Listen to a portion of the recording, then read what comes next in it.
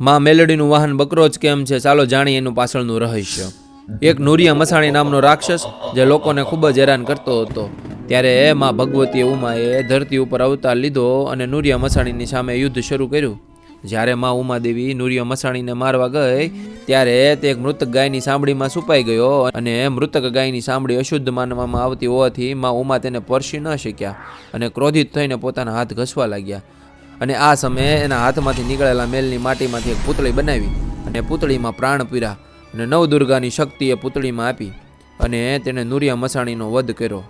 આ પૂતળી બીજું કોઈ નહીં પણ અત્યારે આપણે જેમ મેલડી માનીએ એ જ હતા.